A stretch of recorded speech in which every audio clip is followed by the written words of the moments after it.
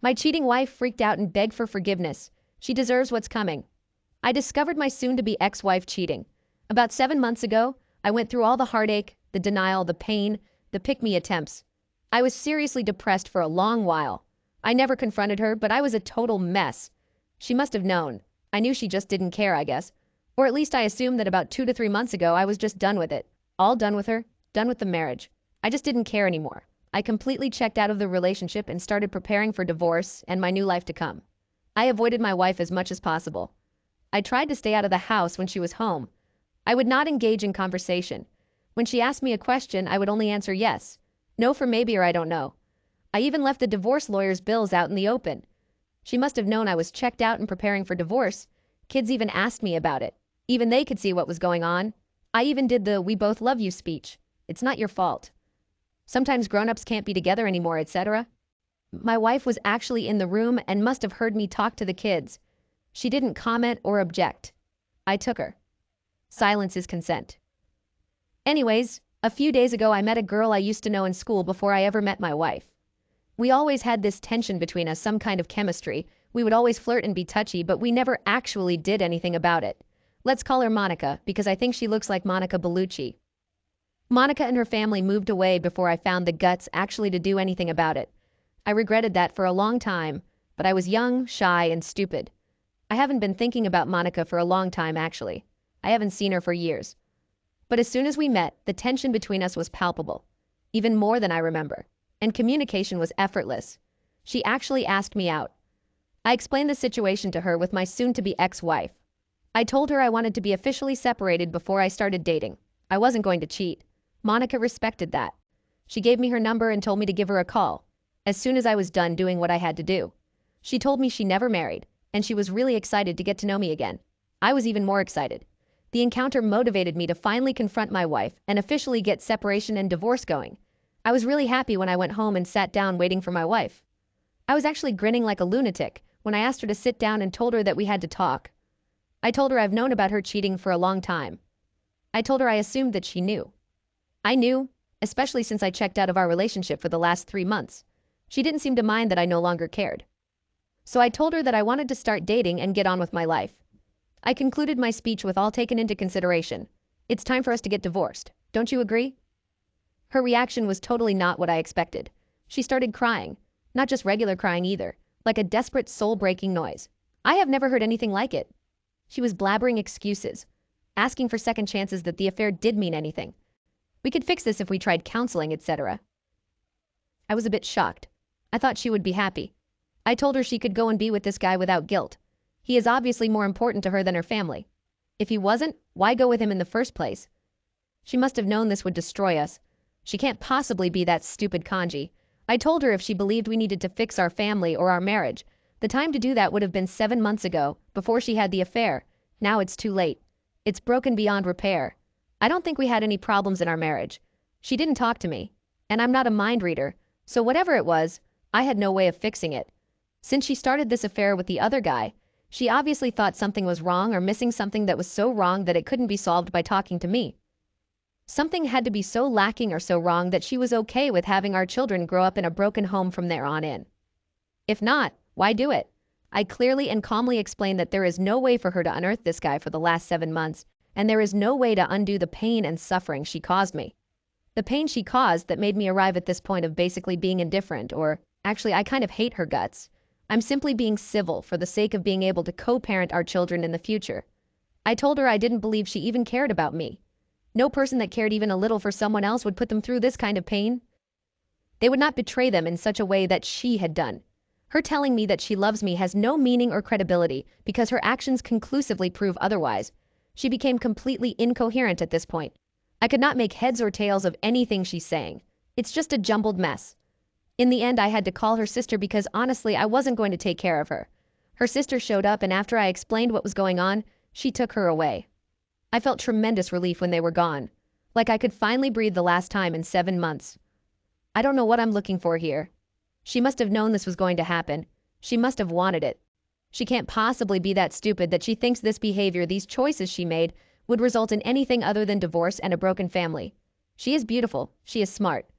Our marriage was great up until she started her affair. I have accepted the life changes. I have moved past it. Now she's pretending that she loves me, that she wants us to remain married in a family. What could possibly be her motivation to have this major drama at this point? What could you gain? I mean, she couldn't possibly expect us to try to reconcile at this point. Could she? There must be some kind of ploy.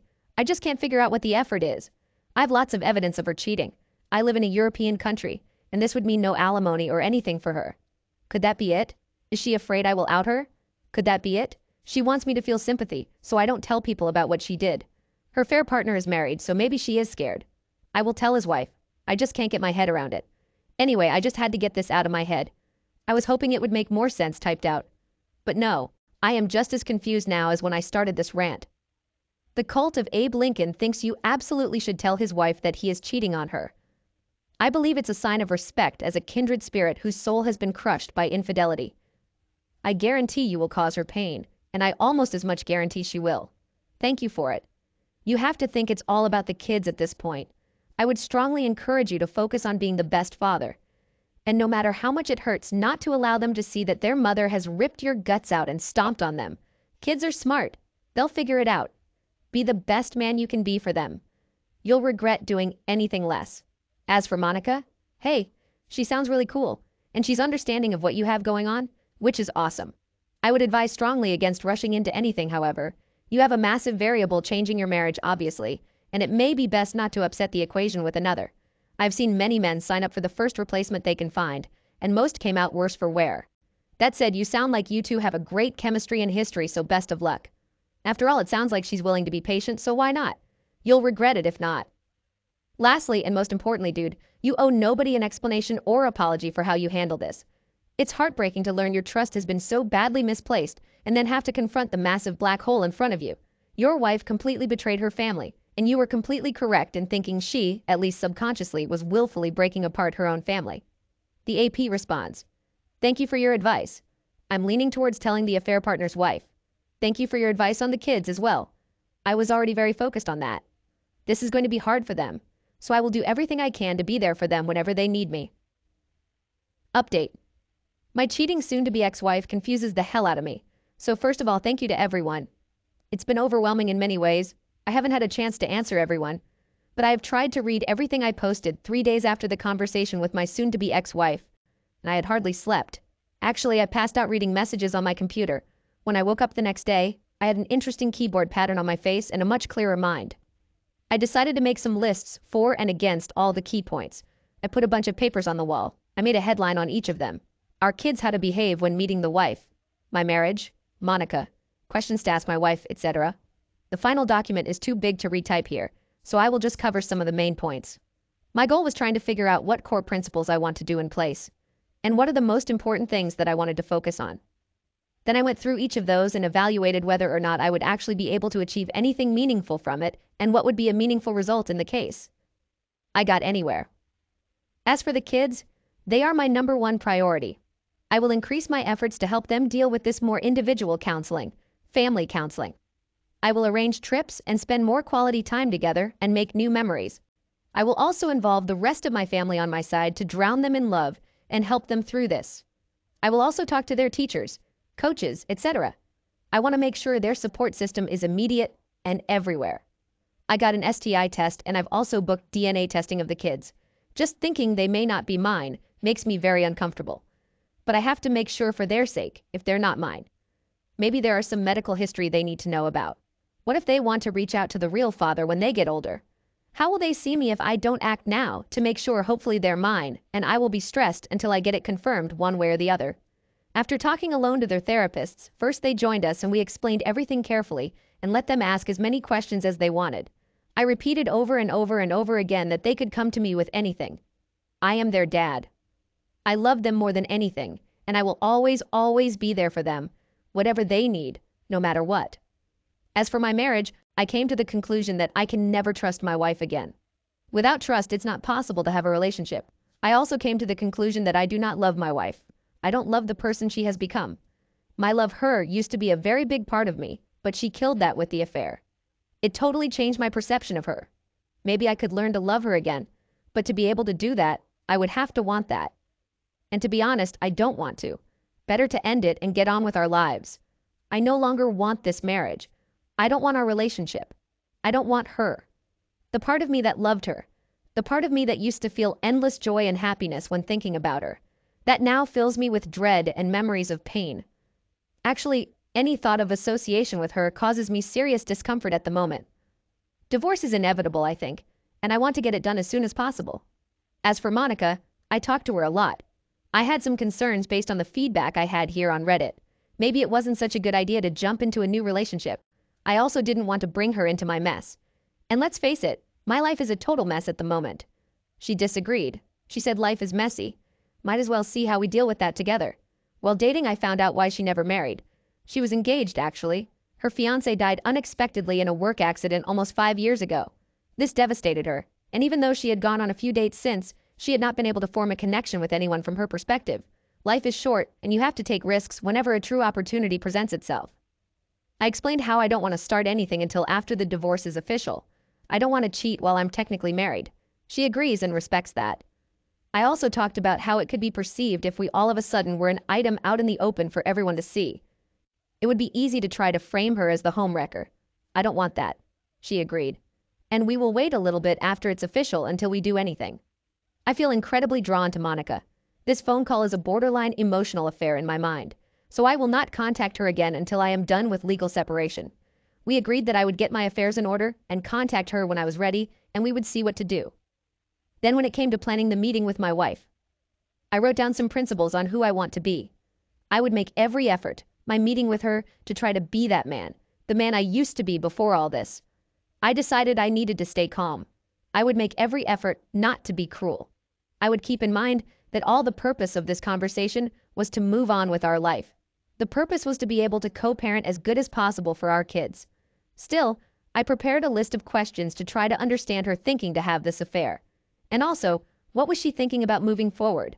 I'm not going to be deceitful. I was not going to give her false hope that there was a chance to reconcile, just to get a postnup or some benefit in divorce. I have decided to act as fairly as possible. I will divide all assets with her equally. We will have 5,050 custody.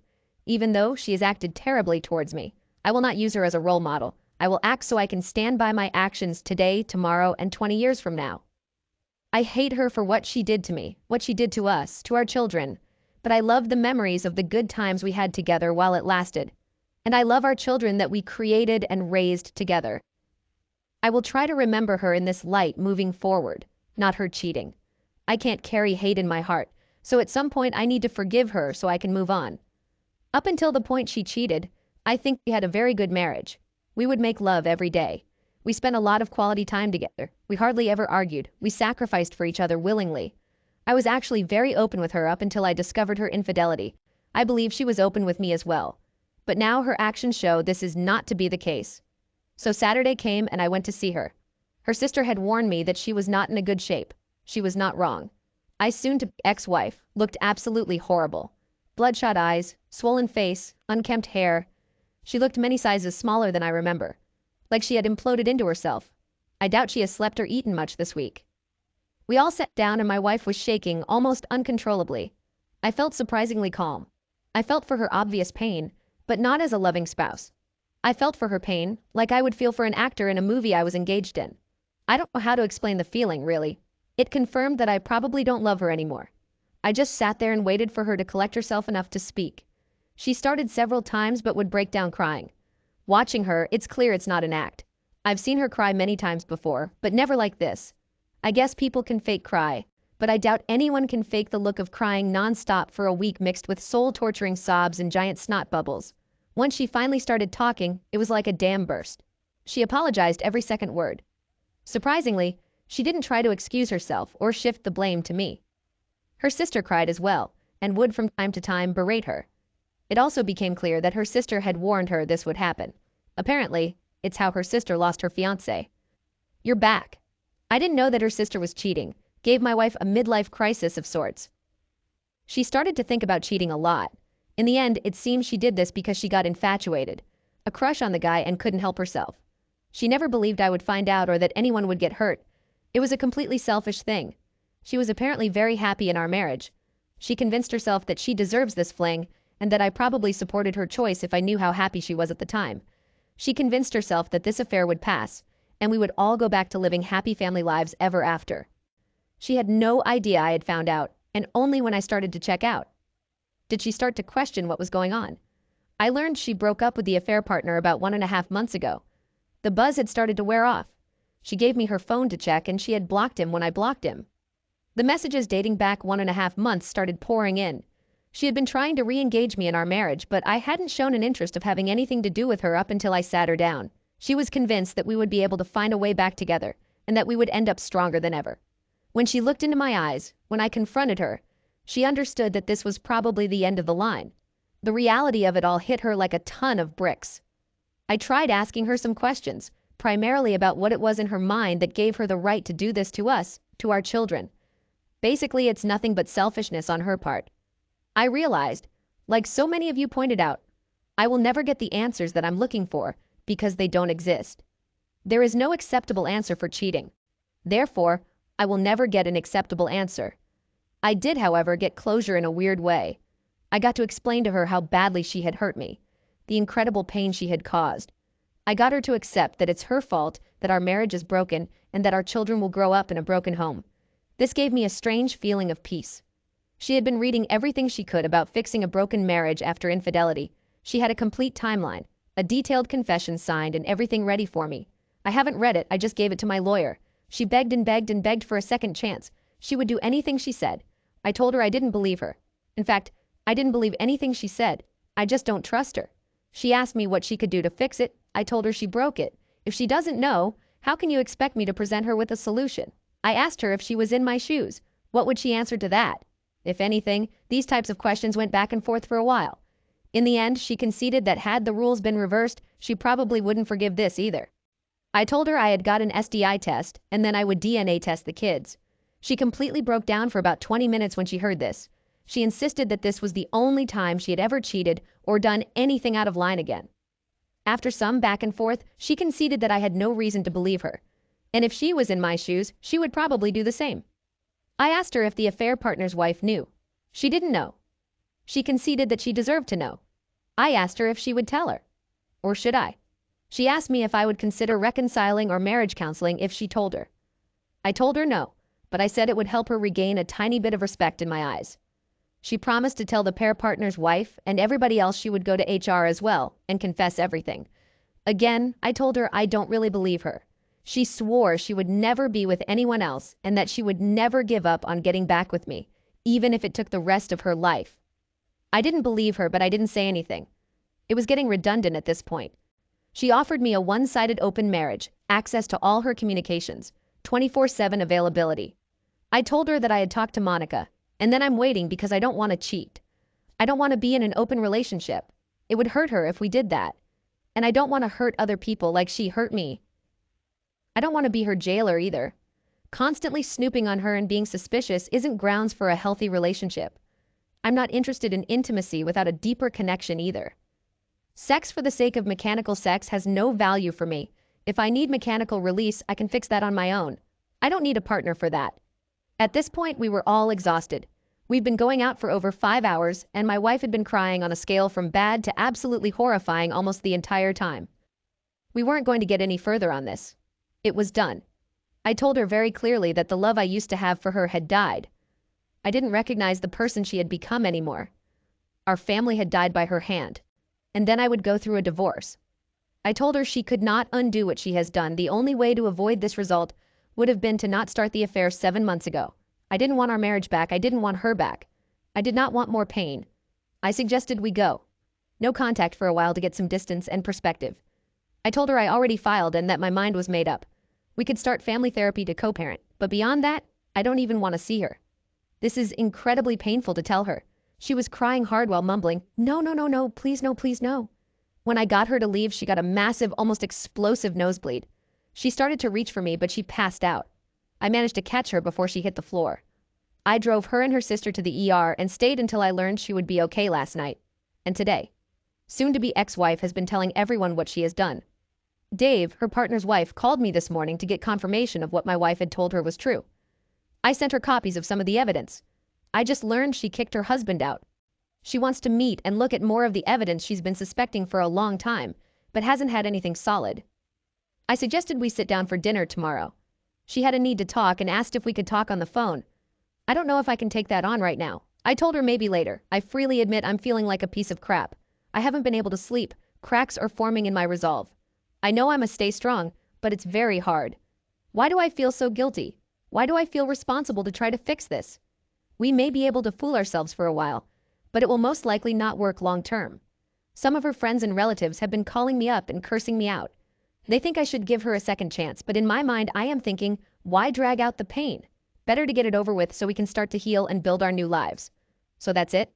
Nothing's spectacular, no revenge, no resolve, no peace, no happy ending, just more pain for all of us. My mind is in a very dark place right now. I don't know what to do, to be honest. Thomas J. Gatto has a closing remark. I've always had this perspective about marriage. It's obvious. Like you two are building, adding parts and decorating to make it the most wonderful base until your soon-to-be ex-wife threw to the ground, and now is trying to pick up the pieces and rebuild it. Some pieces will never be found, and after you leave, she may try to show you that she's trying to rebuild the base.